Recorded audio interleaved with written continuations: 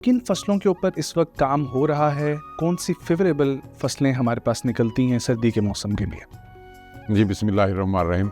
Historically जब हम Indo पाक सब कॉन्टिनेंट को देखते हैं तो हमारे sowing season main 2 sowing season है, एक रबी एक खरीफ। ठीक है। फिर थोड़े से उससे वेरिएशन आती है कुछ फसलों के लिए, जिसमें जायद खरीफ और जायद रबी जिसको कहते हैं।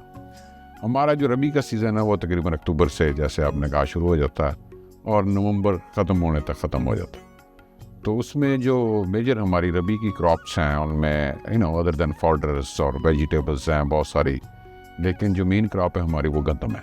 गंदम हो गया, बारले होगा, जवी होगी, फिर हमारी पल्सेस है जिसमें चिकपी है और लेंटल्स हैं। सो इस तरह की मुख्तलिफ क्रॉप्स हैं। सोयाबीन अब आ रही है, वो भी कहीं ना कहीं फिट हो रही है। तो ये जो गंदम की फसल इस दफ़ा हमें थोड़ा सा वरीड थे कि शायद गंदम की जो टारगेट हमने रखे हैं वो अचीव ना कर पाए, लेकिन पंजाब की जो हद तक जो मेरे पास एस्टीमेट्स हैं वो तकरीबन हमने अपने टारगेट्स अचीव कर दिए पंजाब गवर्नमेंट ने। उसकी रीज़न ये थी कि शिफ्ट है कि जो गंदम का एक सपोर्ट प्राइस मैकेनिज़्म था उसको डीरेगुलेट कर दिया गया और उससे फार्मर्स में थोड़ा सा जो एक था कि ये हमारी एक इंश्योर्ड क्रॉप थी जिस पे हमें प्राइस मिल जाती थी वो ना मिली, तो उसका एक इम्पैक्ट आएगा स्वयं पे। लेकिन अल्हम्दुलिल्लाह मेरा ख्याल अब चीज़ें थोड़ी सी बैलेंस में आएगी। जो लास्ट ईयर एरिया था उसकी निस्बत तो कम लगा है, लेकिन टारगेट अचीव हो गया, डेफिनेटली हो गया। उसका एक इम्पैक्ट ये आएगा कि जो बाकी क्रॉप्स हम प्लान कर रहे थे, अब इस जो हिस्टोरिक मैंने आपको बताया ना सीज़न, ग्रोइंग सीजन्स, अब जिसको हम कहते हैं क्लाइमेट चेंज, जी क्लाइमेट चेंज की वजह से वेरिएशन आ गई है। अब आपने खुद देखा होगा कि ना अब दिसंबर का महीना, जितनी सर्दी दिसंबर में होती थी अभी नहीं आई। इसी तरह करके गर्मियाँ हमारी थोड़ी एक्सीलेंट कर जाती हैं, सर्दियाँ का सीज़न थोड़ा आगे चला गया। तो ये क्रॉप्स जो है ना वो टेम्परेचर और सीज़न के साथ बहुत एसोसिएटेड होती हैं। बिल्कुल, तो उससे थोड़ी सी एक चेंज आई है। उसमें जो हमारी मेन क्रॉप, जो कमर्शियल क्रॉप जिसको कहते हैं, वो कॉटन है।